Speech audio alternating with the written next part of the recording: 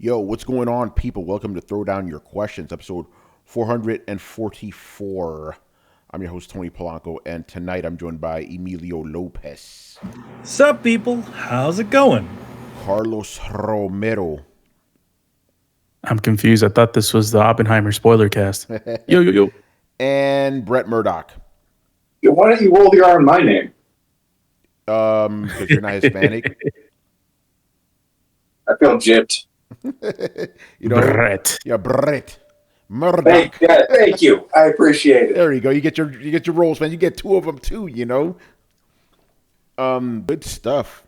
All right, people. So we're back with another one. Throwdown all day, every day, man. And Two shows on the same day. What's up how's with that that? possible? Well, on Twitch is only one, but overall two. For you guys who don't know, we have launched a new Throwdown show called Throwdown Interviews, and our first guest was Mr. Jordan Miner of PC Mag, and we talked to him about his new book, Video Game of the Year. Very good stuff, and we already got guests lined up, so we're going to keep it going. It's going to be a lot of fun. We also got ideas. Shout out to Jordan for being on. I think that was a great kickoff, and we already had some of the fans reacting, and they enjoyed the interview, so that's good to hear. So we will definitely keep it coming. So, yeah, Jordan Miner, Video Game of the Year. Go buy the book now. It's physical. Not only are you supporting Jordan monetarily by buying this, but you're also supporting me spiritually because I'm in this book. So buying this means you're buying a book with Tony's words in it, and that's fucking awesome.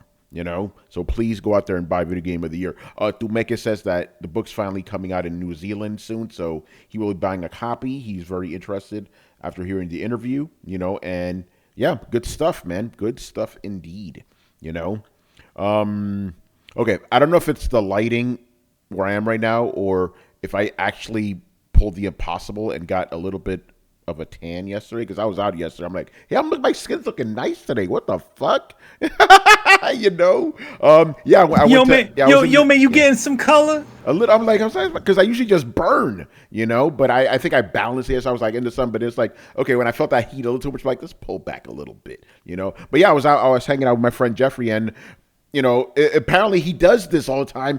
We saw Mr. Adam Sandler playing basketball, a quick pickup game. He was there at I forgot the name of the park, but it's on Houston Street and stuff. And apparently he does it. He just does pickup games. He was there for like half an hour, and then he just shot right into his car. But he was really cool. He was very gracious. He was shaking people's hands and stuff. Like because I got there a little bit late. I only saw that little bit, but Jeffrey, he was kind of just hanging off to the side, not even near the court. Adam goes right to him to shake his hand. I'm like, that's really cool, Yeah. And apparently, last week, Adam and Timothy Chalamet were playing in the same park. Hey. Yo, man, he playing with Shahalu? Yeah.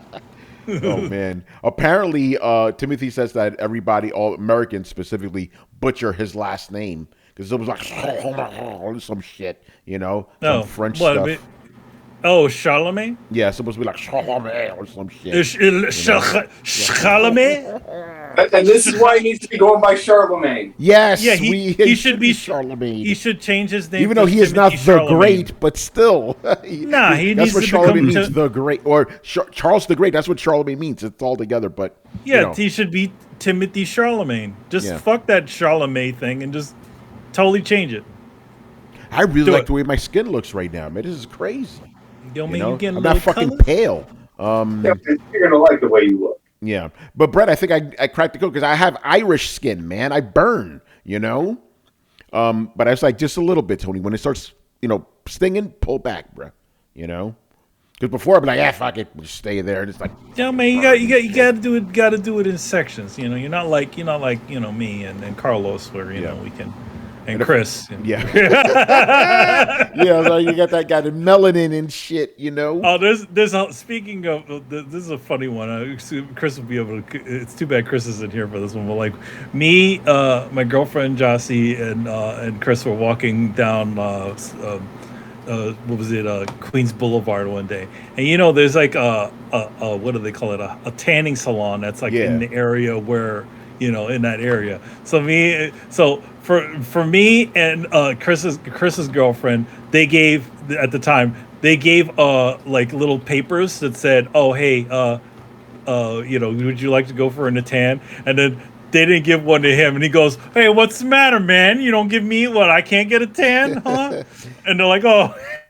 He just put them on the spot. Well, it's like you kind of already got one, man. All right, man, good stuff. Let's jump into some questions. A nice mix of different things this week. Good stuff. Let's start off with Mr. J. Shep. First question. I'm not personally into game subscription services, but I see how they can be appealing for many players. Microsoft is all in on Game Pass and is willing to throw in the kitchen sink to get players into their ecosystem. My question is PlayStation Plus doing enough? How can PlayStation Plus entice more players without adding day and date? That's a big one. Yeah, but because to the be big honest, hook of Game Pass is the day and date. Yeah, the day and date. To be honest, I don't think that PlayStation really does a good enough job, like advertising their system, and their system, and whatever their system is confusing. It really needs to be simplified. There really needs to just be the two, like at least two versions. One with PlayStation Plus with stuff, and PlayStation Plus without with PlayStation stuff. Like instead of all of these different ones, just two. Like I feel like just the one normal PlayStation Plus, and then PlayStation Plus with all the streaming games. But to be honest, like the thing about Game Pass is that it's not only just their streaming part of it. They actually don't really talk about it that much. Game Pass, you're getting full on games just you can download onto your console. It's it is not a lot like. I almost feel like they don't really talk about that. Like people assume all those games are the streaming games, but they're not. Yeah, no, Game Pass, you get both. You get streaming and download games. Yeah, but like all the new games are all all downloadable games. So it's pretty much like you're buying them. Yeah, pretty much. Logic Win says add Crunchyroll and Sony films that are 1 to 2 years old seems pretty simple to me. But that'd be interesting. But like Xbox just did that, so okay. So if Xbox did it, Sony could do it too, I guess. Yeah, but it's not going to pull much ahead when Xbox also has free anime now. No, they just get a free trial for that. Yeah, it says for free trial. But like the thing about it, I just speak of the devil. What's up, Chris? Hey, Chris. Yeah, we just talked. Yeah. Anyway, go on, Brett. I heard that they just added an anime streaming service, and they've been doing it with Crunchyroll. Oh, Xbox? No. From what I understood, it's it's a partnership. If you have Game Pass, you get like a 6-month free trial or something like that. Of 6 months? Okay. Of what program? Crunchyroll. Yeah. Sony owns that, right? Yeah. So see, there you go. Blitz says, with my Bravia TV, I get free movie streaming as well as 5 movies to keep via Bravia Core app. Add that shit to PS Plus. Let me see. I can read this real quick. Game Pass Ultimate members get Crunchyroll Premium perk. Xbox Game Pass Ultimate perks continue to enhance the experience for our members by offering a continually expanding selection of complimentary in-game content, entertainment, and other benefits. I'll just scroll. Starting today, Game Pass members can embrace their inner otaku with 75-day free of Crunchyroll Mega Fan. I guess that's a subscription tier. Crunchyroll Mega Fan grants members access to stream the world's largest anime library. Yada yada yada. With this limited time extended offer, Game Pass Ultimate members who are now new or returning to Crunchyroll Mega Fan will be eligible to claim the 75-day free trial. So it looks like it's just a free trial to Game Pass subscribers. Yeah. So Chris, since you got here, I'll ask you the question. So basically, J Shep wants to know what can PS Plus do to entice players without adding day and date like Game Pass does. I mean, maybe just make PS Now just part of PS Plus. Just make the streaming stuff available, and even though you don't have, even if you can't pull off day one contracts with some of the publishers because it's too expensive. You have a huge back catalog. What you have to negotiate is on nostalgia. You have to shore up where you're weak, right? If you can't outdo Microsoft on money because they can pay publishers for day one access, if you can't do that, then you have to go backwards. You have to provide as much nostalgia. I just went to a retro game show for 2 days this weekend. Nostalgia is huge, right? So whatever you can leverage from PlayStation, from your history, going back, and whatever publishers can give you their back catalog that you could put on there, I would do that. It's a good idea. All I mean, right. I would. Yeah, go ahead. A lot of the things that people have been mentioning in the chat and here in the Discord, you know, Sony has a lot of different things that they can offer. How about offering first party games a year after? If you're not going to do day and date, give everyone a conclusive timeline. Be like, hey, Spider-Man 2, if you want to wait for that, subscribe to our service, you'll get it a year later. Something like that whenever it's on PC. And like what if it was in between the release for PC? So like let's say, okay, obviously once all the hoopla for the game dies down, they always do like a PC version, right? So what if you essentially threw another one in there and be like, all right, at this point, or maybe after, if they want to catch a little bit of those tails from the thing, they literally throw that around the same time. Yeah.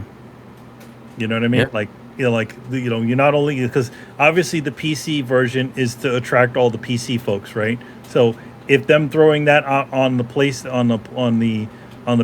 doesn't really affect PlayStation numbers, but let's say at that same point in time or close to it, they threw out, okay, you get Spider-Man, Miles Morales as as like their game. But the thing about like PlayStation Plus is like a lot of those games don't stay. They get cycled in and out. Same thing with Game Pass, by the way. But I mean, but not for their first parties, right? No, first party stays. That's right. Yeah. All their first parties stay. The Sony's first parties don't stay on there. Once you've already done it, that's it. It doesn't come back. Yeah. I have a question. I don't know if we have any other Game Pass related questions or High of Life or was it High of Life? High in Life? High on Life. Yeah. High on Life. Do you have any questions related to that? No, we don't. Because I have a quick thing about it. Sure. Oh yeah, So, sure. have you guys seen that High on Life is now going to be on PlayStation? Okay. Back it up because I'm ignorant. What's High on Life? Oh, that's the Rick and Morty game, right? The Rick and Morty. Okay, Yes. okay, Yeah, by the okay, Rick and Morty people. Continue, Yeah. Carlos. Okay, go ahead. So the game is now releasing on PlayStation 5 and PlayStation 4. And then I was out, just thinking about the game, and I'm like, oh, that's the Game Pass game. It came out day one on Game Pass last year. And then I'm seeing it's like when I think about the game, it's like, why would I pay money to play this game, on PlayStation when it's on Game Pass? And I wonder for PlayStation, and I'm a multi-console owner and I have Game Pass, but I wonder if for people who just have PlayStations, if maybe something similar to that train of thought crosses their mind. It's like, oh, this, not even just the fanboy stuff, but it's like thinking, it's like, oh, well, this game, like PlayStation, Xbox people get to play this for free. Why the hell am I paying $60 for this, or $70, or however much it's worth, or it costs? Well, that's that's something I kind of predict will happen with Call of Duty. Let's just be real here. The game will come out, it'll be on Game Pass, quote unquote, for free. Then $60, $70 on PlayStation. People will be like, what the fuck? Why don't I just get an Xbox? And I think that's going to be their play in the end. Why don't I just get an Xbox? Or for games that people don't care about as much, like they do Call of Duty, it's like, why do I even need to play this game? It's like, it might feel for them like they're getting ripped off. Yeah, that's true. It's a good point. All right, moving on. Next question here. It appears Disney is interested in selling some parts of its business. If it was possible for Sony to purchase the gaming and movie rights for Marvel or DC, which one would be the wiser choice? Marvel. Marvel, yeah, because they're more Yeah. more popular. There's Marvel. more popular. They Yeah. would probably be Marvel. Yeah. All right. And they would be Simple one. to be honest, they would be getting like a really big cat, like they would be getting all of the Marvel stuff, Yeah. right? Like they wouldn't just be like, because they have Spider-Man right now, they have the Spider-Man franchise. That would mean they'd be getting everything else. And I heard they recently got the rights back to Hulk too. Yeah, they did. Yeah. Yeah. So if they were able to catch all of that stuff, that would be the thing that Sony would go after. Right now, DC is pretty much damaged goods. And a lot of those leftovers from the Snyderverse movies and stuff like that are still waiting to come out. There's a rumor that they're going to be like holding on Aquaman, and I think Blue Beetle's man. coming soon. Yeah, Blue Beetle's the next one that's dropping. So I mean, that might be a hard sell too, because I don't think a lot of people outside of comic people really care that much about Blue Beetle. Yeah. But Guess we'll see. All right, moving on here. Anglo Jackson, aka Black Metal Gamer. All right. If World of Warcraft comes to Xbox consoles on Game Pass with cool new expansions and characters, what would you like to see implemented with the Xbox umbrella of IP characters or scenarios? So basically, what Xbox characters you want to see in World of Warcraft? to be honest, I don't want to see any Xbox characters in World of Warcraft. It doesn't really fit the story. Yeah, it doesn't really fit the story. Like, I don't know. Like, I know. I think what was it? One game used to. Maybe he wants it to be like Fortnite, it's like everybody just in there, Or Heroes of the Storm did that. I mean, there was also like, one classy way I always thought was kind of cool is that they did put a Dragon Age like armor in Mass Effect, but they made it Mass Effectified. Yeah. You know what I mean? Like it still looked like a Mass Effect thing, but it also was it was like very much Dragon Age themed. So I feel like if you're gonna do any of that sort of stuff, make it feel like don't just throw fucking Master Chief in there. You can make a Green Knight though, like a very similar looking Green Knight that feels very Master Chief. But I feel like when you start throwing things like, especially with like a game that sort of has a direct like visual language and style and like world, those sorts of things sort of throw you out of whack. And I feel like it's a lot more classy when they actually think about it. Like, okay, what would this look like in that world? And they have done examples of that in World of Warcraft, right, Brett? Like they have a Super Mario Brothers-esque like dwarves in that world, right? I remember that being some sort of side quest that they had. Yeah, they like have a couple of other have, ones. Yeah, they have allusions to other things, but they're definitely like World of Warcraft. Yeah, it's like a dwarf in with a big mustache in red overalls, and his other dwarf brother in green overalls, kind of thing. Like they definitely made allusions, and they do a pretty good job. So like, yeah, there's really cool little Easter eggs, but nothing real heavy handed. And nothing Diablo has ever made it into World of Warcraft, has it? Right? Not strictly. I mean, a lot of Diablo, a lot of the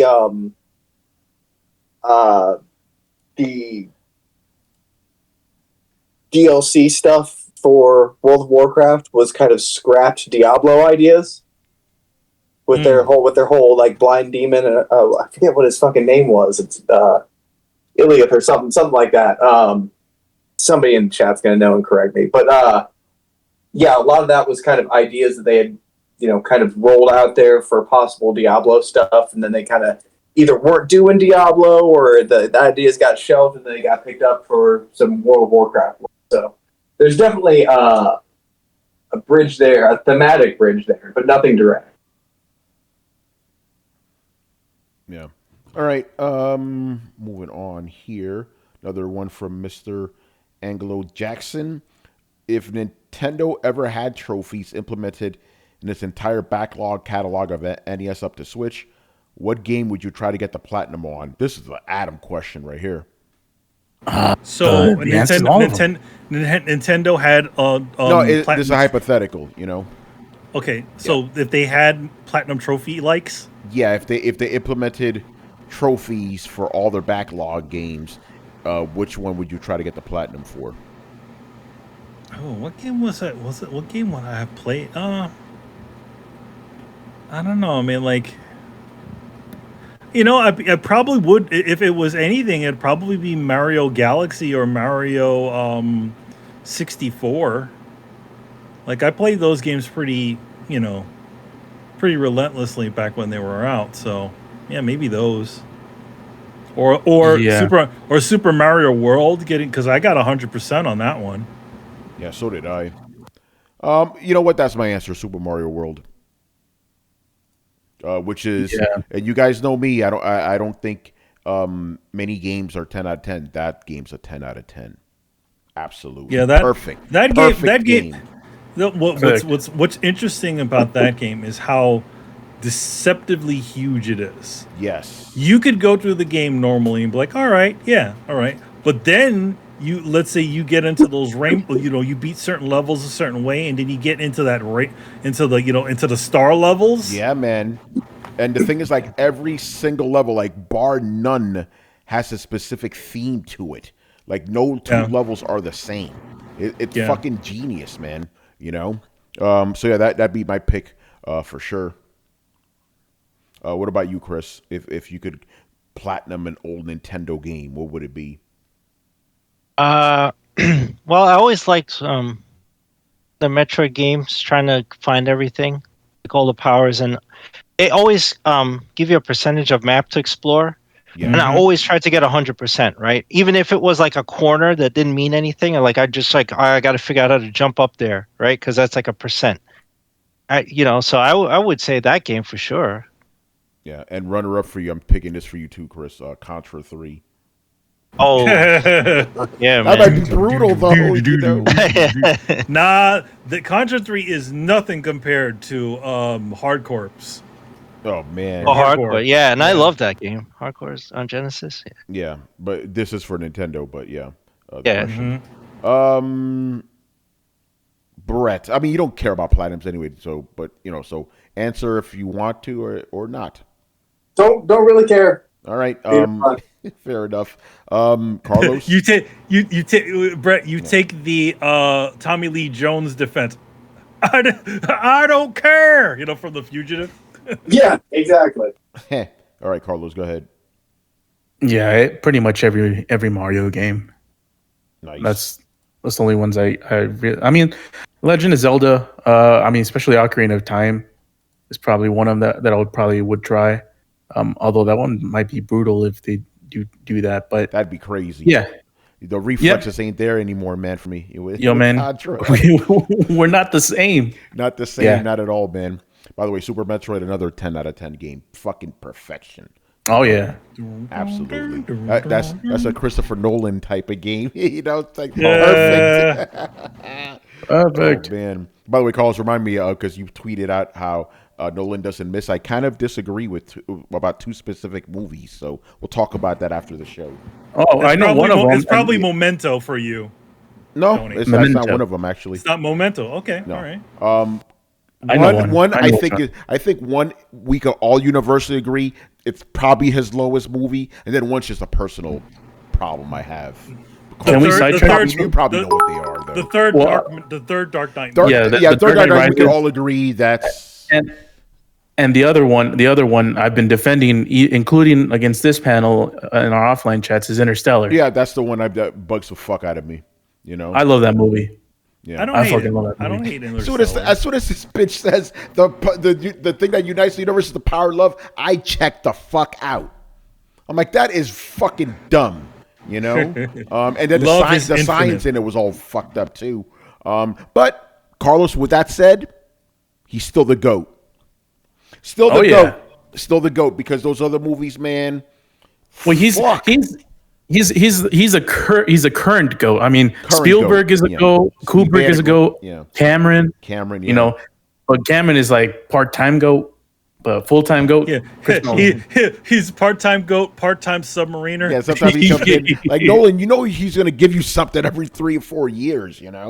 You know, Cameron's Yeah. like, Well, Cameron's and of like, course, "No, I'm gonna take Carlos, we can't forget about our boy, Villeneuve.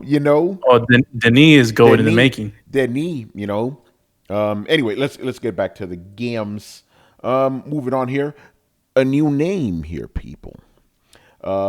Geno Breaker 26. Now, before I read his question, I want to read the statement he had for us. He goes, by right. the way, I love the show, gentlemen. I listen on my way to work every week. Thanks for the high quality and constant consistency. I commune 3 hours a day, and you guys make sure I always have something because you always got to have something. All My right. man. Thanks a lot. Damn, 3 Thank you, hours a man. day. That's Shit. crazy. Damn. We All got to make right, our shows man. longer for this man. Yeah, man. Good Well, stuff. thankfully, we this got one's to being bring the old podcast. throwdown back. Yeah, right. Schwoog. Well, you know what? If you combine if you combine Throwdown and Throwdown Your Questions, you do get around to You that got a 3 hour show, mark. but it's 3 hours a day, But Yeah. but no, that's cool. That's the one fun thing I found like a lot of our fans. They mostly listen to us at work, and this is probably why they've never complained about long episodes because we help them get through their day fast. That's always good, man.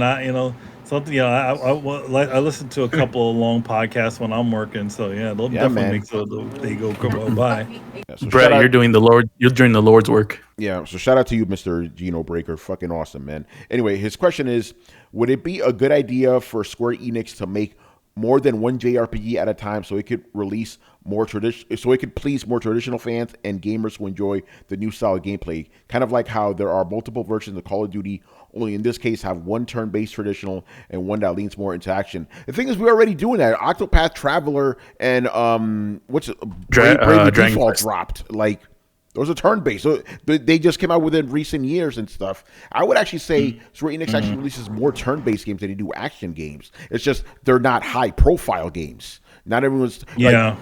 Octopath Traveler ain't getting the same amount of headlines as a Final Fantasy game, but But there is also the Dragon Quest franchise. Dragon which Quest as well. Yeah, that's Square Enix. Yeah. So they're already kind of doing that.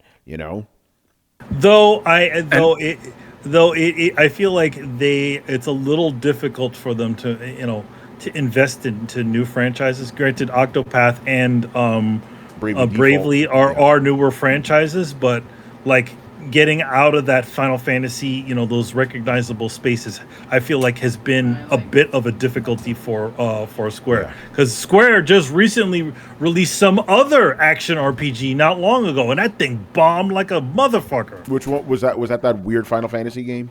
It wasn't a Final Fantasy game. It was some other game that they did that just totally bombed. I Nothing know happened what you're with it. talking about. Yeah. I remember our now former gaming editor for Tom's Guide. He said this is the worst game I've ever played. Like, Damn. it was Babylon's Fall, right? I think that was what it was. I think it was Babylon's Fall. Like he was like, Damn. Well, and Square Enix is doing. Go ahead. Square Enix is filling all the quotas. They're doing the Octopath Travelers and Dragon Quest, which are traditional JRPG type games. They're doing those new Final Fantasy action type games, and they're also doing the trash games in like Forspoken. Yeah, Valkyrie. There you You're go. playing both sides. But they're releasing turn-based games. It's just they're not getting the same clout as like a Final Fantasy. Chancleta Mangu. What is going on, Armando? What's going on, brother? It's my man right there. Armando. Chancleta Mangu, what do you do? Mangu. Man, I saw that shit on Twitter. I'm like, I gotta follow this motherfucker real quick. He's Dominican, and he is obviously. Also, shout out to Mr. Jolly Yellow. We will answer a question later on, sir. And also, Mighty Nerd, Mob Hits. The usual characters in here hanging out. You guys are awesome. Oh, Mob Hits with the bits. Shout out to him. Let's fucking go. Make it rain. Yo, man, Mob hitting with some bits. Listen, man, because we're going to be doing the Throwdown interviews, and I got to resubscribe to Adobe Premiere, so those bits are going to help us with the subscription, so definitely, man, shout out to you guys, all right. Thank you. Moving on, okay, shout out to Mr. Ace Ali. He picked up an extra question from Jay Shep. So, yeah, again, we always encourage you guys to also do sponsored questions. You can sponsor each other's questions. Yeah, man, good stuff. One of the questions was what is something that a game has that's an instant turn off, but we've answered that before. So we'll move on to this question. I think we've all had enough of Microsoft's Activision Blizzard acquisition. Yes, we have. My question is, Yep. once the acquisition is completed, do you see Xbox selling off or divesting any of its older studios? If so, how?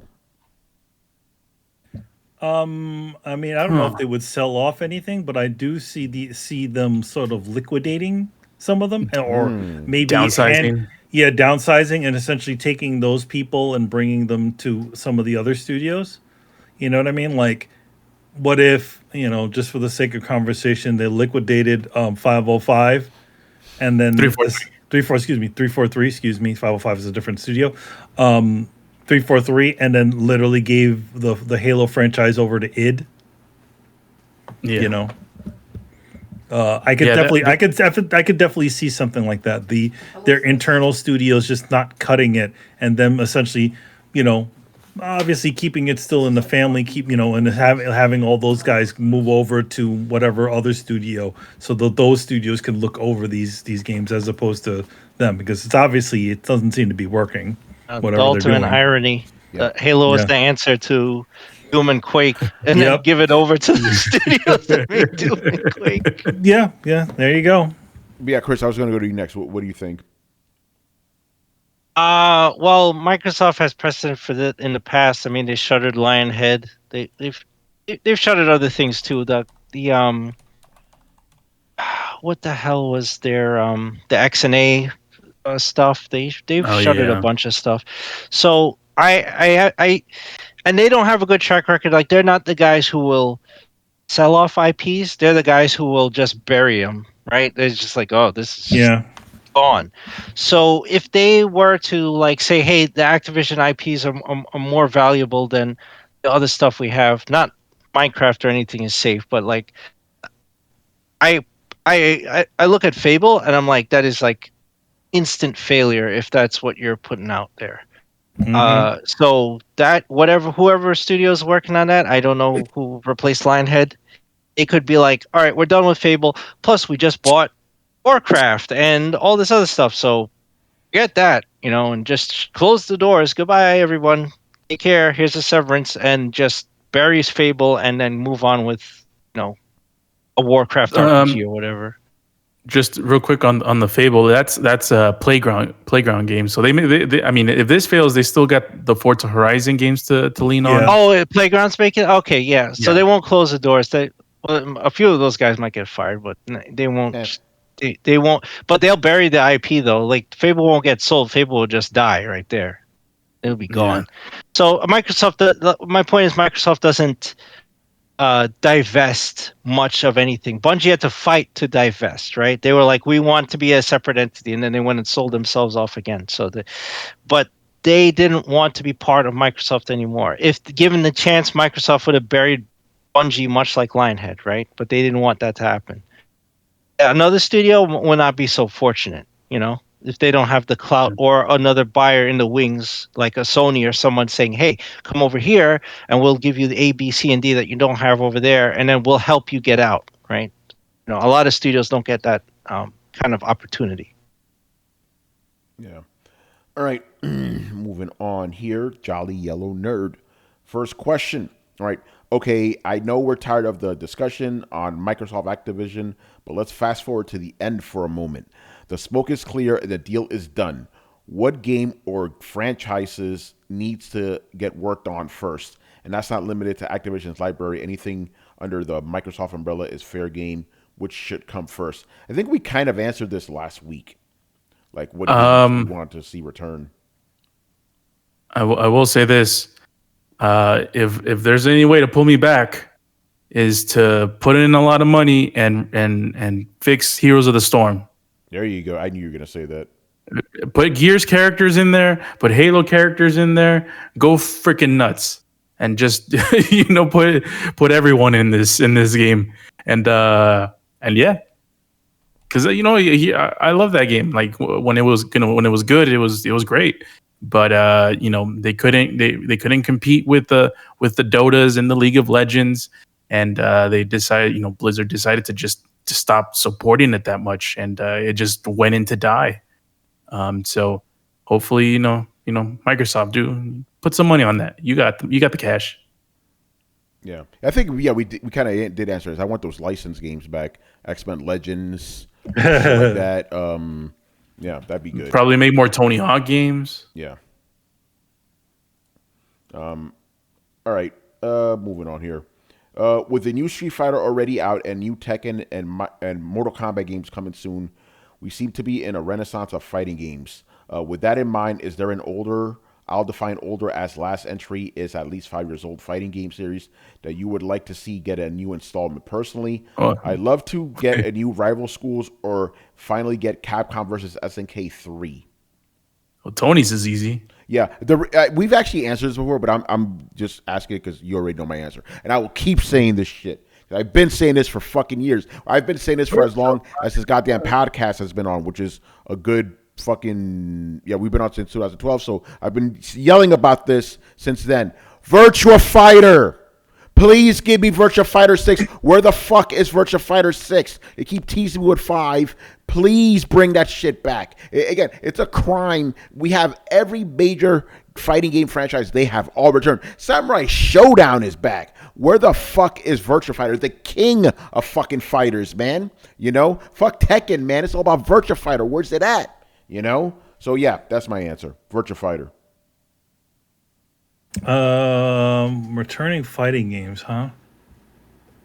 Man. Yeah, I would definitely go with Tony on the Virtua Fighter tip. I'd like to see the return of Darkstalkers. They were saying that was going to be coming back. Remember Capcom, the Darkstalkers is not dead, that whole initiative, and then they put it behind reselling an old remaster, a port, and said, hey, if this does well, we'll make a new one. I don't know. I think they need to go back in that line and resurrect that series.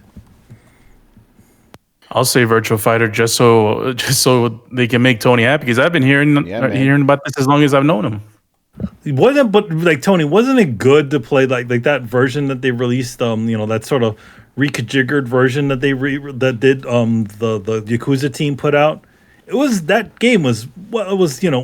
to play a Virtua Fighter game again, even though it was like at least got to be a 20-year-old version of that game. That game came out on PS2, didn't it? Yeah, I remember. It's crazy because when Throwdown was first starting, they re-released it. It had already been 5 years old. PS3. Yeah, they released on PS3. It had already been 5 years old, and now they re-released it again with the Yakuza engine, Dragon engine, which is good, great. Hopefully, that's a sign of things to come. Because it's like it's a crime that all these franchises are back except Virtua Fighter. That was the original 3D fighting game. That set the template for all the other 3D fighting games we have now. Yet that isn't back.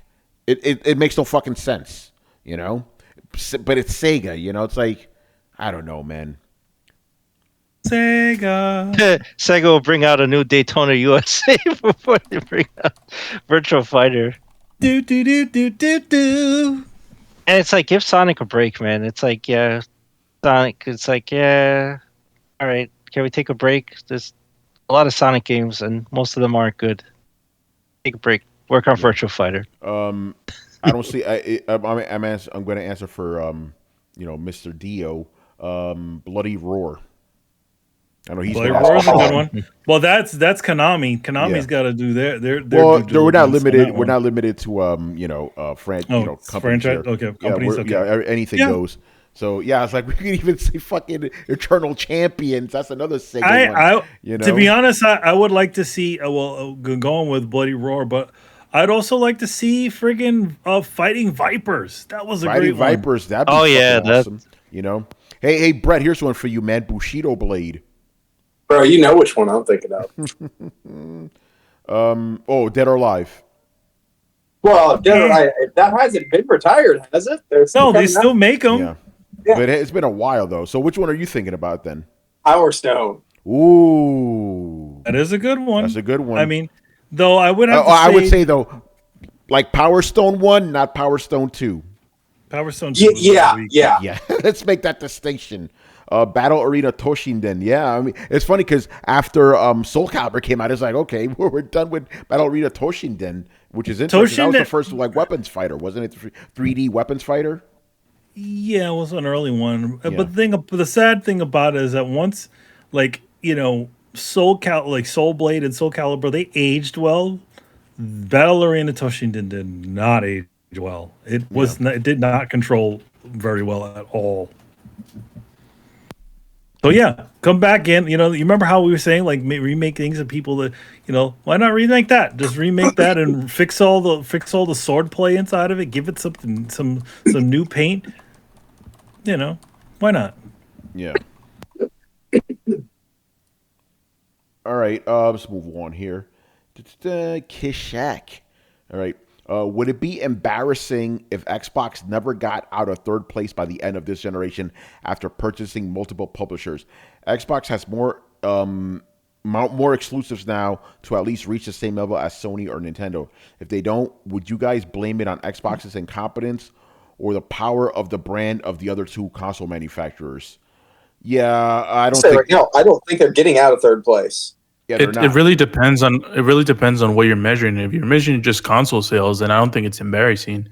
If you're talking about overall revenue, then I would say probably yeah, because you own fucking Call of Duty and Candy Crush. It's like Nintendo doesn't have that. Neither does Sony.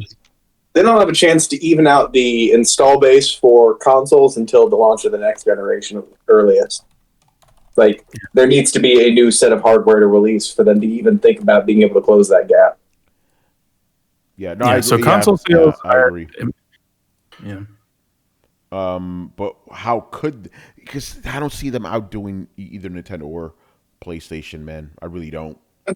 I'm telling you, like, the next generation of hardware, it depends on what they leverage. Like I said, Microsoft has some really cool, like, they've got some proprietary AI stuff. They could do something different with the CPU or GPU, like not necessarily a Kinect thing. Dear God, hopefully not a Kinect thing, but they could probably do something to differentiate themselves in the hardware space.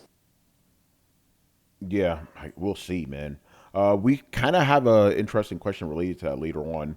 All right, anybody else want to jump in on this Xbox question?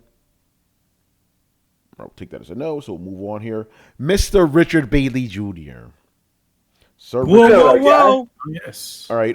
With Spider-Man 2 scheduled to drop on a Friday, I'm curious if any of the Throwdown crew or fans of the show are planning to take that day off to play the game. Some people have already told me they are going to do that.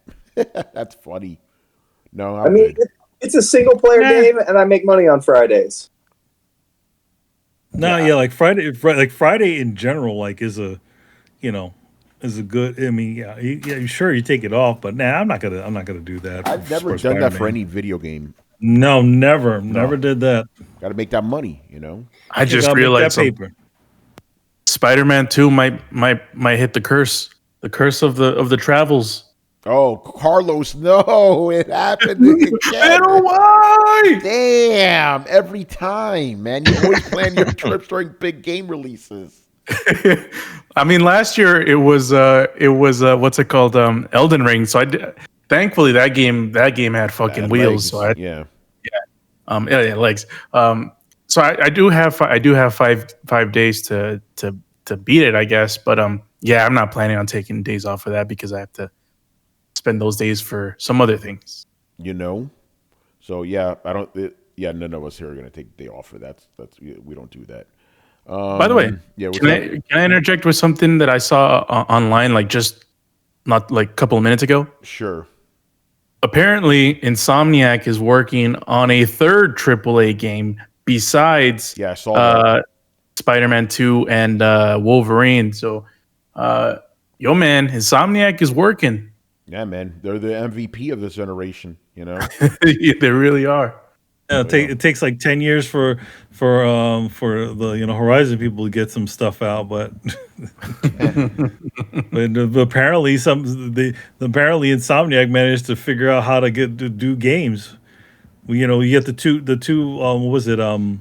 Naughty Dog is doing whatever they're doing right now. They're working on an online mode that they've been working on for years. Yeah, interesting.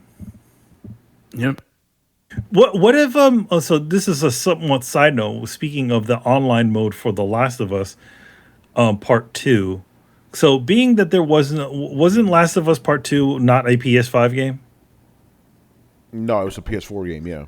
Yeah. So okay, what if they did something like this, where they literally did Last of Us Part 2 remastered, and it comes with the stupid online mode? They're gonna call it remake. Yeah. No, Yeah, because they're gonna I think, a remake. Yeah. but they already said that Factions is going to be a standalone game. Mm. It's not going to be tied to it. It's going to be its own thing. Mm-hmm. Yeah. Really, it's they're going to release it as its own game. Yep. Yep. I could hear what's going on in Brett's head. Dun, dun, dun, dun, burr. Yeah, for the Yeah, 10 pretty guys. much. Yeah, for the 10 guys who want this thing, you know. He could be like, "Yo, that's the bomb right there. I want me some factions." Okay. Dun, dun, dun, dun, brr. Dun, dun, dun, dun, burr. Sabado, he got this shit, man. No, All right. that's The Price is Right. That is the price right. Yeah, I don't know. I'm thinking Sabado, he got the man. Don't Francisco, you know. There we go. All right. Another question from Mr. Richard Bailey Jr. Oh, got another. This one's related to the GOAT we were just talking about. In the past, Christopher Nolan has expressed interest in adapting his films into video games, but has since decided to stick to only making movies. If he were to ever change his mind, what collaborations or video games would you like to see him become a part of? I want to see him make a new game, just like A brand new game, yeah. Yeah, like I don't want anything based on anything he has created, previously. Why would you want Oppenheimer the game? Yeah. Inception the game might be interesting, you know. Or Or fucking Tenet, all that backward shit. Mm-hmm. That'd be kind of dope, Right. actually. Like a braid. Call it I braid. think I want a Tenet game, to be honest. Now that I'm thinking about it, that shit would be crazy. What, like in other words, what if it was the story of Robert Pattinson's character? Mm-hmm. That's my answer. Tenet. That's a good one. I would That say is most Inception. definitely the Because it most feels like a gamey. video game, you know. It really does, and it feels like it's like a combination of like Braid, Quantum Break, Yeah. And like a shooter. Yeah, exactly. It's like already ready made to be a video game. Mm-hmm. Memento would be dope, says Blitz. Interstellar, I don't know about that one. You can defeat the Maybe a Telltale game. power There of you love. go. Interstellar, the Telltale game. There you go. That would work. No, you know what it is? You play Matt Damon on the planet. Matt Damon. And Damon. I love it. Matt Damon was really good in Oppenheimer, by the way. Oh yeah, He was really good. It's funny. I remember fucking it was like when it came out, it was him and Ben Affleck. Now we see who the better actor is. Although that happened real quick, didn't it? You know, it's like, oh yeah, I think this guy's better. You know. Yeah, well, have you seen Ford versus Ferrari? He's also good in that too. oh yeah. Ford vs. Ferrari is a good one. Yeah. I mean, but to be fair, Ben Affleck has been in really good movies as well. He's done a good job. Yeah, have you seen the Batman? This guy, yeah, Batman. All right, yeah. He's in Gone Baby Gone. That's a good one. He's in the Town, which is a good one. But And there's that new, what was it, the basketball oh yeah, Air. the What was Jordan it? the Air, yeah, about the creation of the Air Jordans. Yep. Oh, this is fun. Completely off topic, man. You know, Titan Comics, they're doing Conan now. Yep. I didn't know they were following me on Twitter. That's pretty cool. Well, because you follow them, yeah. fucking gush about Conan all the goddamn This time. is true, but I hate everything, Manny, according to Twitter. You know. Yeah. So they're coming out with a new Savage Sword of Conan. Remember the black and white versions? Yeah. So that's pretty cool. Coming out next year. I mean, it's interesting how Marvel had it for like 2 seconds, Yeah. and all of a sudden now that now it's all with Titan Comics. Yeah. But at least it's with the people who make Conan, you know. You know what I mean? Like I think they partner with Yeah. Titan Comics and stuff, so that's pretty cool. Yeah. But yeah, Marvel that franchise like it for modern Marvel it doesn't fit. You know, like the Yeah. Conan they were using was right after he had lost like the one love of his life, so he was kind of upset. So he wasn't going around fucking random women like he's supposed to. You know, it's like I noticed you picked that specific version of Conan. Isn't that interesting? You know. Anyway, moving on here. Tumeke. All right, aka Blitz. With Sega mentioning it's looking to bring back Gunstar Heroes and Altered Beast, how would you like to see? Yeah, whoa, Brett, what? let's fucking go. You know? That's news to me. Yeah, yeah, I didn't know about this Why either. some go So yeah, anyway, how would you like to see these games done? Remake or sequel? That's the first choice, or retro art style like Double Dragon, Gaiden, or the new Streets of Rage 4. Answer B. I go Streets of Rage. Yeah, Yeah. new game, sequel, whatever, with that Yeah. fucking hand drawn art style. With the Android, like in other words, the next evolution of what those games were going to be. Right? Yeah, Yeah, I want what they just did to Ninja Turtles. yeah. Oh, like Shredder's that would Revenge. be Yeah. kind of cool too. You know? Yeah. And I think if they remake it, they're gonna overthink it. Yeah. They're gonna overthink it and add in all the story or trip over themselves. Like, all right, we're not gonna make this Greek Roman mythology thing work in Altered Beast. And then there was that weird version that only released in, was it Europe and Japan? The one with Yeah, the that weird 3D engineering. one. Yeah. You overthink it. It's like, no, now that's not Altered Beast anymore. This is like some other shit. And Gunstar Heroes, yeah, keep it simple. Like that is, like more cartoony Contra like game. So you got to keep it in that vein, like fast paced and shooting, bullet health. So you don't change it. Like if you remake, you're gonna rethink it, and don't rethink it, and don't make it 3D. Don't do that. Keep it 2D. Keep it good. You know. All right, moving on. After listening to the great interview with Jordan Miner and discussion about console wars for Video Game of the Year, and the differences between Sega versus Nintendo compared to PlayStation versus Xbox, which did you prefer? Consoles that were very different in design, that had different versions of games that took advantage of the system's strengths, Teenage Mutant Ninja Turtles, Aladdin, Tiny Toons, or consoles that are pretty much just PCs in a box that offer up the same games almost down to the texture. Yeah, that's something we talked about. Like, remember, like the Genesis and Super Nintendo were so different. The games they got were like just different. Like Aladdin, like was made by two different companies and shit. So yeah, which approach do you for? The thing is, nowadays you can't. I like that, but it's not realistic nowadays. Everything's just PC now, because that's what everybody's used to, I mean, I did love that, and that they were utilizing different architectures to build their stuff on.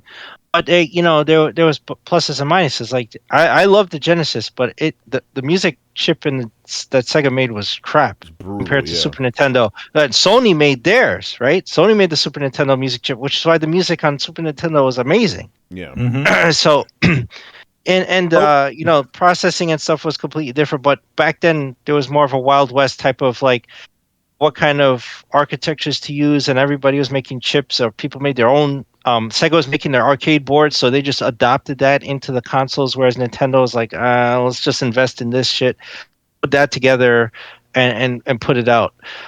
Now, it's funny. The sound chip to the Sega Genesis was the Sega Master System processor. That's why that's why the Genesis was with that stupid plastic thing on top was the base converter, the power base converter. All it really did was just because it literally had a Sega Master System already in everything, and it was just running the sound. Yeah, I mean, but what you have is like you have basically Sony and Microsoft, not Nintendo, because with the Switch and stuff, that's like an ARM-based Android tablet, right, with all these bells and whistles on it, running a Tegra. With the Xbox and PS5, you have two x86 based systems, right? And they're trying to figure out how do we streamline the PC to get the most kind of performance at a reasonable cost. So you have them struggling with that, right? And then they have to make compromises.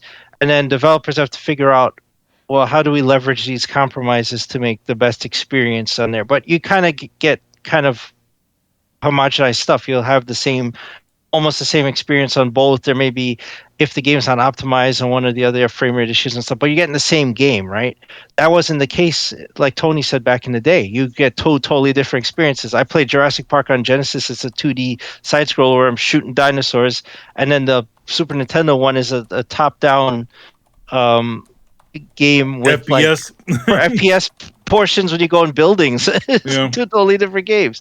So I don't know. I mean, and it's hard to say too, because we're coming from different experience. Like, Manny, Tony, and myself were all older, so we may say, "Hey, I prefer the way it used to be." Right? We may have bias in that case. Or somebody who started, it's like, my first system was a DS. So then you don't understand that, and maybe you're like, "Oh, well, I like how it is now because it's leveraging the developers to make the best experience possible instead of having this competitive hardware and making it more difficult. Now everything's homogenized, so you're just developing on a PC and trying to make compromises to make a good experience." Yeah.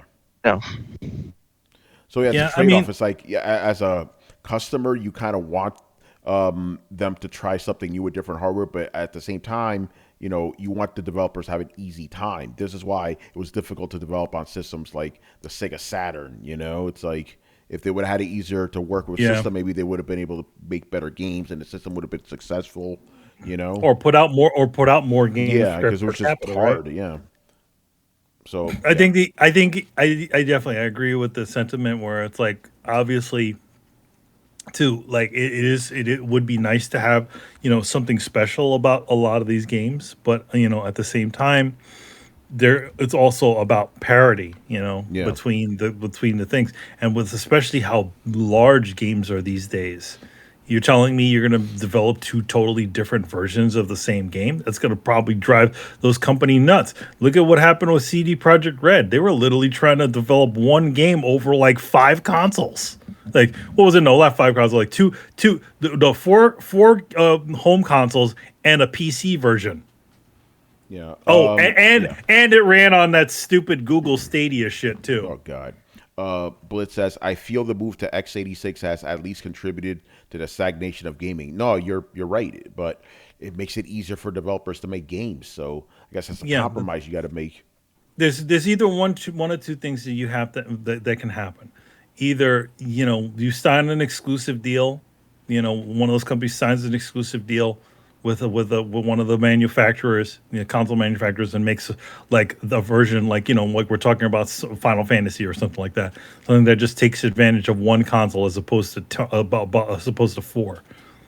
But at the same time, it's like, where's the money going to come from? You're literally going to have a bunch of teams working on on alternate versions of different things. That's what we ran into in the PS3 Xbox 360 era. You had x86 hardware, which was relatively easy to develop for, and then you had PlayStation 3, which was arguably the most powerful console, but because they had to do all this specialized programming, all the games came out looking pretty whack. Yeah, exactly. So because they couldn't devote the time to it. So and with the game and with the how long it takes to make games now, it's like it would just be. It's not like. Yeah, if you're making smaller games the size of a Nintendo game, you can have a bunch of different versions. Those games didn't take nearly as long as current games, right? Yeah. All right. Adam, what's going on, brother? What's up, man? What's up? All right. Yeah, I would only you're have talking one PS3, because whenever I hear can't emulate shit, it's always PS3. Yeah. Right? Anyway, Chris, what's up? Well, I would only add one thing to what was said. I don't think x86 has contributed to the stagnation of gaming. I think it is publishers' needs to have live services and consistent revenue that has contributed way more to the stagnation of gaming. Because there's a lot of games that had plenty of potential. You take something like Anthem and you develop it probably the way it was intended, and that might have been a great experience. But because it had to be some kind of live service thing with multiplayer and stuff, you know, and then the way that it was cobbled together in multiple studios just became a huge mess.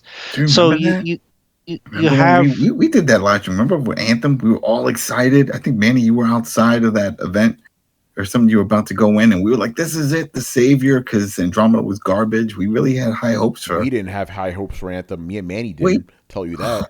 What event? No, what an Anthem event? Wasn't that? It was EA because right, you were outside. It was during that same event. They were showing off gameplay, and you were across the street, and you were telling us something that you couldn't get in or something.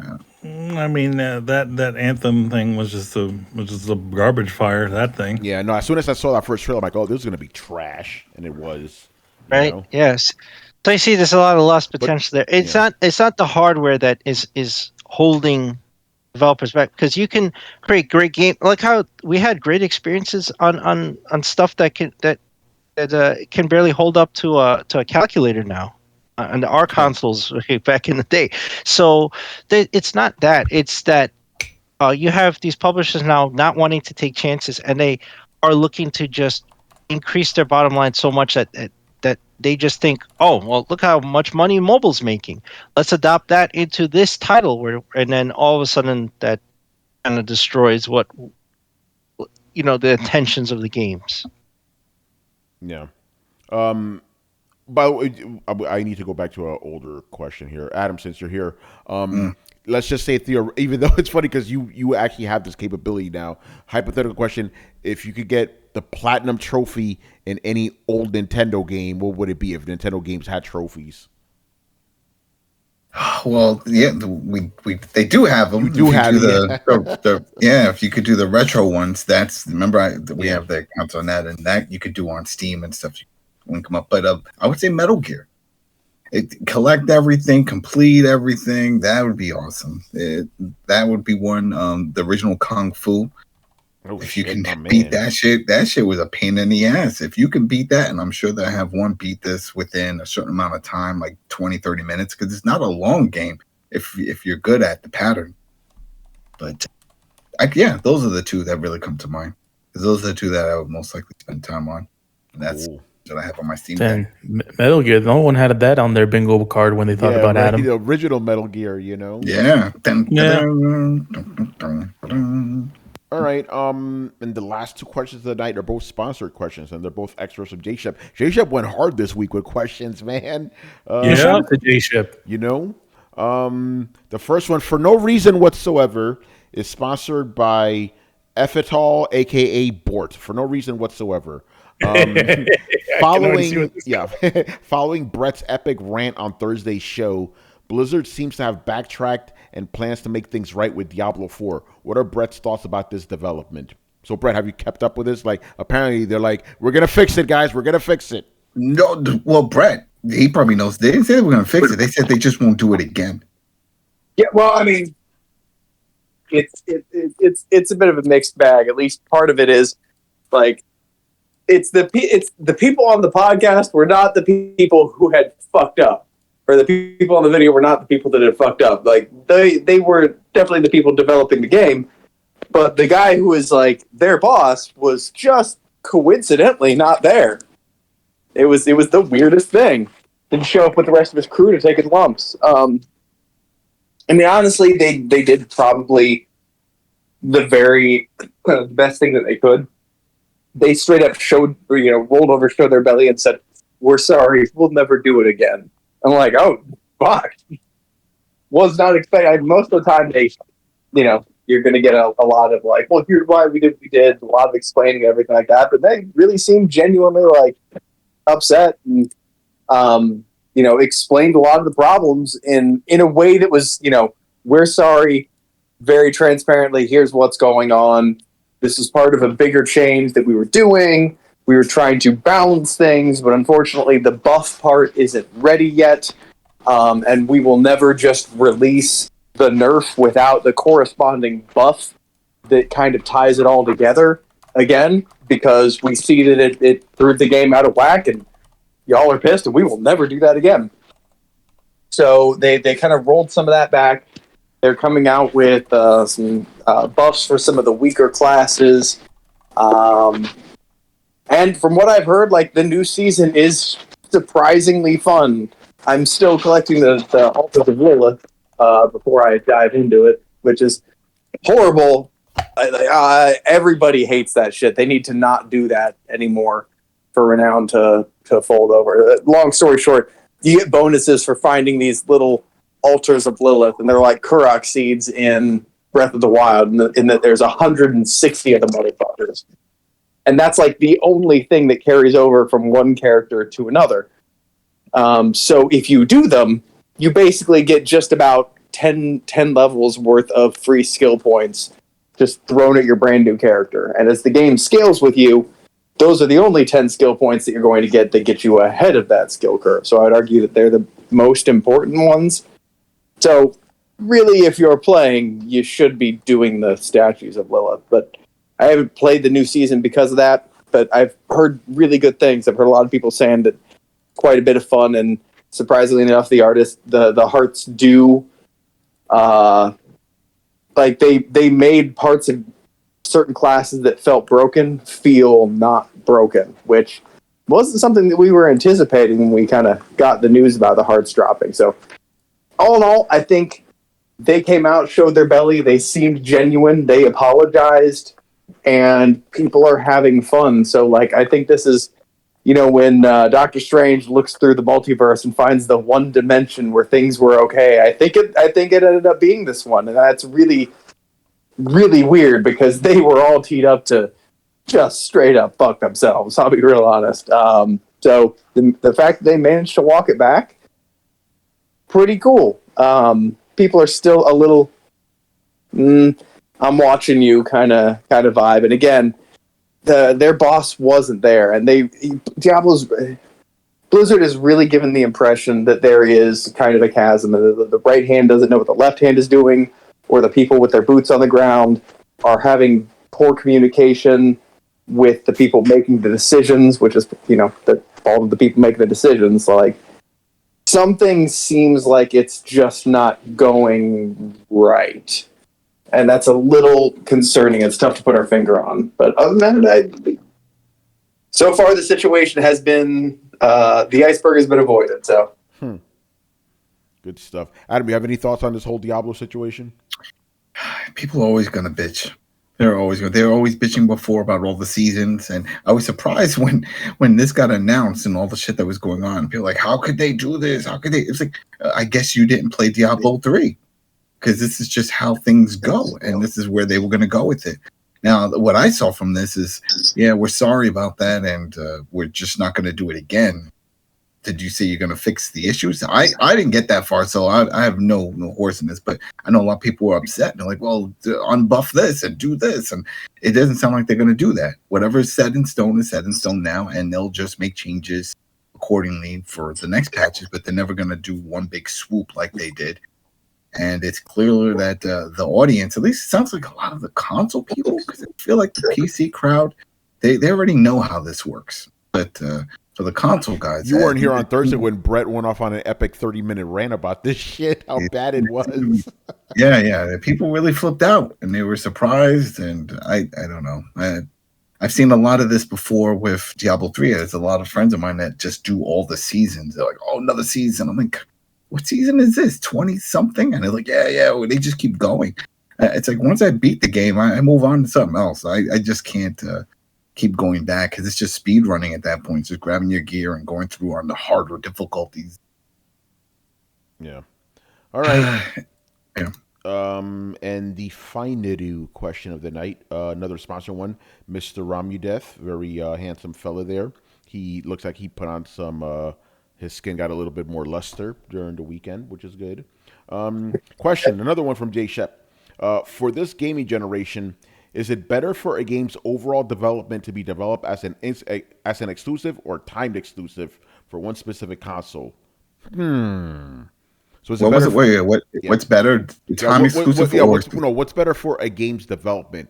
That it be developed as just for one single system, or as a timed exclusive that'll eventually go to another That's the system? easy answer. That's the easy answer. Yeah, time exclusive. You want to reach as many or different groups as possible. Yeah, no. You want, What's better for its development, not for its oh, money. but because that's the thing though. If you say exclusive, then yeah, it may be for one, but is it really good for the development of the franchise? If you want to grow, what if it doesn't kick off But I well think on that? they mean developing the actual game itself, like not the overall thing. Oh. You know, understand what I Well, mean? if yeah, well, the answer is easy then because we could just go to the publishers that have been open about this. Square-Enix was open about it, and Bethesda was open about it, and he said it's great to make it exclusive. Yeah. Now, time so it's exclusive because then they just focus on one platform, and that's it. Yeah, that's pretty much it. Yeah, it's better for a game's development to be just on one system and one system only. Yeah. But obviously, like you were saying, Adam, for the overall scheme of things, it's better to be on everything. You know. Yeah, because then it's more pots. It just makes more sense. It's just like if you have a show. It's like it's great if it's on one network, but when it goes in syndication, that's where the real money is. The real money is, yeah, man. Yeah, because Star it's Trek, you know, exactly. Star Trek, The Big Bang Theory. Those people are set for life. There was one of the guys from the cast. He was one of the lower ends of Howard, and he was on one of these talk shows. Yeah, it was Howard, and he said, "What are your plans for?" He said, "I'll do little things here and there, but I really don't have to do anything if I don't want to, because I'm now going to Brazil because they're promoting syndication in Brazil and stuff like." He's getting huge checks from that every time he goes, and there's 12 or 16 seasons. I think it's 16. It's a lot. That's a lot of money. It's like, that's Friends money, Yeah, I just find it funny you called Howard one of those smaller guys. He's like one of the main cast. Yeah, but he wasn't. I don't know. For me, yeah, he was in the slimy. Oh, I'm not gonna say it, but you know what I'm saying. Yeah. No, he's the Stevie.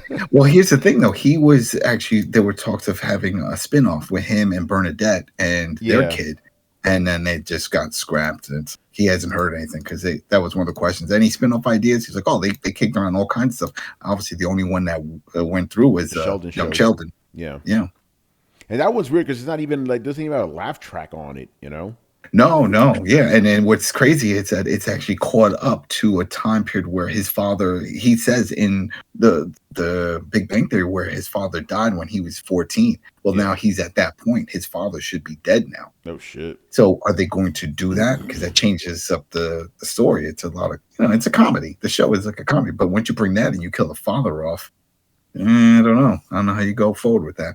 We'll see. We'll see if they change things up. I know we got. Oh, I have a question though. I wanted to throw a question in. Yeah. For people in the audience, anyone, when I found out about that AntStream service, the AntStream Arcade, is anybody interested in looking into jumping into another game streaming service? I think I know what the guys are going to answer in the chat, but yeah, are you guys going to check out that other game streaming service? For me, I don't subscribe to any game streaming service. It's with this one. This is why it makes this one a little different than others. Is that one? It does have Chivos. We were just talking about that. It has its own world of leaderboards, Chivos, and it has like cross play and cross progression. So let's say if you're playing on one device, you pause it, you can continue on another device playing the same game.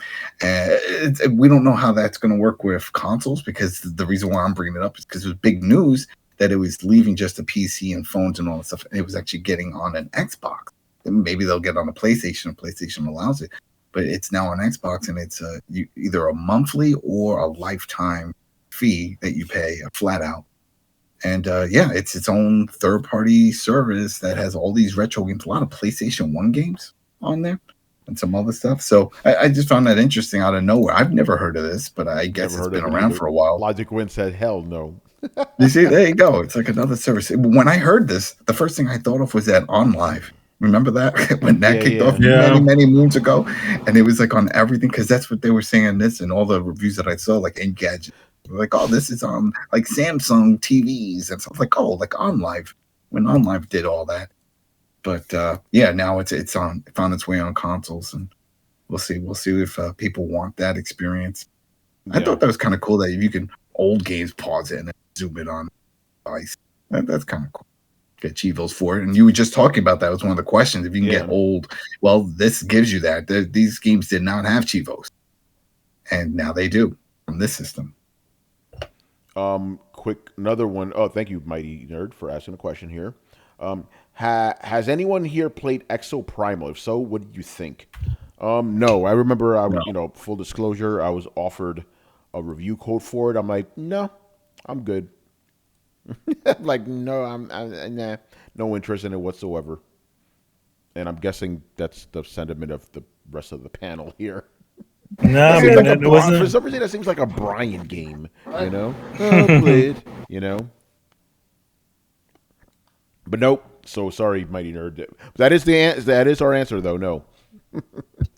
Oh man. Oh no, it wasn't really interested in at all. The other one now was more interested in, and that one has gotten delayed again. Yeah. What was it? The space one? Yeah. Pragmata. Yeah. Yeah. I think it's called that. Yeah. Yeah, something like that. Yeah, that's crazy.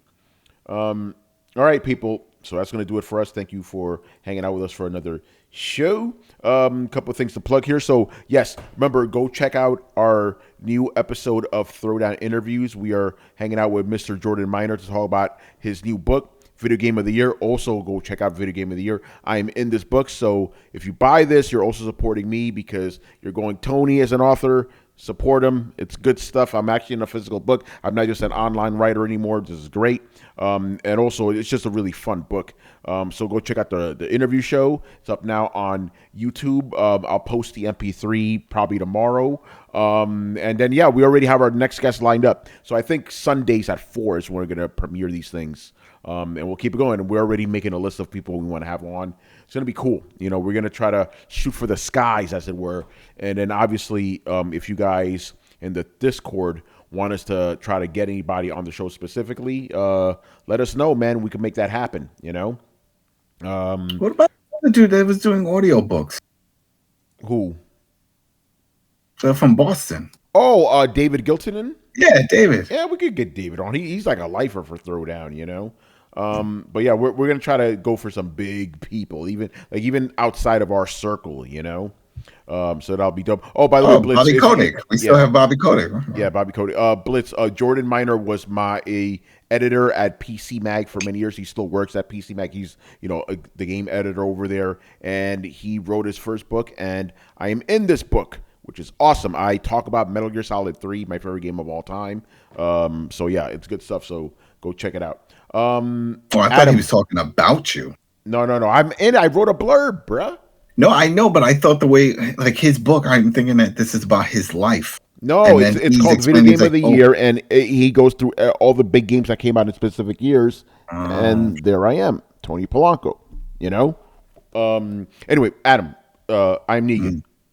Yep. Wait, hold on real quick. Who's next? It'll be a surprise, but it is someone we've had on Throwdown before. He's pretty big in the gaming industry, and because he wasn't like that 10 years ago. Obviously, Manny, we've known this guy for 10 years. Isn't that crazy? We've known him for 10 years. It's crazy. Yeah, so he's pretty big in the industry now. The other clue is the amazing part is we've seen this guy grow from like just meat and potatoes all the way up to something now. So not hip hop gamer, but there's a connection.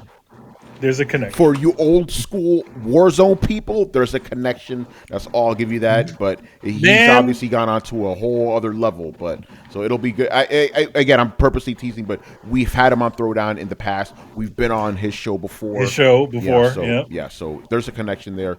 It's not hip hop gamer, but I do want to get him back on. Obviously, Is it Dirty Bird Phoenix's game? Yeah. Danny Pena, we're gonna get him on. He's already lined up. Paris too.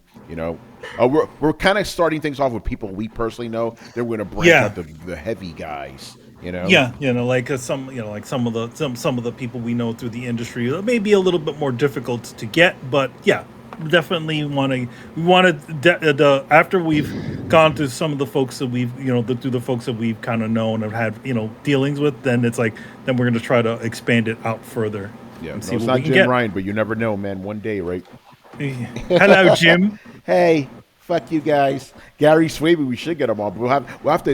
If we ever get Gary on, we'll have to do the show like in the afternoon. Yeah. I mean, to be honest, like also our show is also a pre-recorded show. Is a pre-recorded show. Yeah, it's a pre-recorded show. Yeah. We're good on but yeah, anyway, Adam, sorry about that. I am Negan, man. What's going on? Yeah. We just covered up the last episode, the season finale for Dead City, Walking Dead City, and it got approved for a second season. So it's worth watching because it does. No spoilers, but you get the idea when you watch it. Like, oh, what the hell? It's like, well, it's all right. It's coming back, so it's cool. So we covered that. That's out there on iTunes, Spotify, YouTube, of course, Coalition. It's I Am Negan. So if you're interested in The Walking Dead, and they've already confirmed even that other one, that Norman Reedus got a second season. The first season hasn't even aired yet, so they either have a lot of faith People in it, or people really just cheap. love that dude. So yeah, I know, that's what I'm Actually, thinking. Kojima. Oh yeah, Kojima's probably in it. He's gonna be a walker. Who knows? I wouldn't be surprised if he shows up in there. Yeah, why hasn't he been a zombie yet? Right, that's what I'm saying. Well, now this is Norman's show, so now he probably has a little more pull. Hey, I want you to be one of my zombies. You're gonna be my helper. You're gonna be next to me. And it's funny because the story of this one is Norman Reedus, Daryl is a messenger. Sounds very familiar to another project. I had this really great idea where I'm essentially like a postman. I'm gonna ride a car instead of a bike. Yeah, I'm gonna give you a disc. Play this game. I'm in it. Hey, I'll give you ideas. All right. All right, man. Good stuff. Oh, wait. Anything else we got to plug around here? Yes, I got one thing to plug. So, yes, if you're a Teenage Mutant Ninja Turtles fan and of the in general, there's the 2003 version of the show that I worked on is going to be releasing on the 25th of July. So that's coming this week on. Well, what do you mean releasing on what? Like what? Like releasing on the full on DVD, the full collection of the series. So that's season 1 through 9 plus the TV movie Turtles Forever. This is the complete collection of all of that series, which has never been released all in its entirety. Even when I was working on the show about 10 years ago. Why is that? Was there a holdup? Was there something blocking it? The way the industry sort of worked, we sort of release things in phases. So like we do like season 1 part 1, season 1 part 2, and we only really got to like season 3, and then that's it. We were doing fancy new covers and everything like that, but in 2009, by the time that happened, the franchise got bought by Nickelodeon, and we ended up handing over to them. So that's all on them to put it all out there. So, but it has been 20 years, which is insane to say. 2003 to 2023, 20 years. So they finally decided to put everything out. I'm thinking, this is a side quest. I'm thinking of maybe doing a watch along for Turtles Forever. Maybe just watch, essentially watch it on my end and do like, hey, press it at this point, and then just do an audio commentary from it, because my fingerprints are all over that film. Not, obviously in the rest of the series I've been throughout it, but that movie specifically, a lot of the stuff, I had a lot to do in it. Just like drawing artwork for it, designing characters, Chris is actually in it.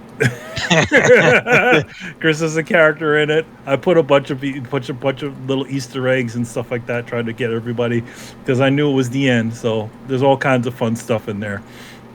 So yeah, coming out the 25th. It's on Amazon right now. You actually get 11% discount on it. So you're gonna get it for like $58, $58.99, which is a bunch of episodes. So yeah, there you go, coming out. Good stuff, man. All right, so make sure you follow Throwdown on Twitch and Twitter, and join the Discord where the conversations and the rumors are always popping. You could also find us on any podcast app by searching for Throwdown Show. That's 2 words, Throwdown Show. Throwdown Show to listen to past episodes.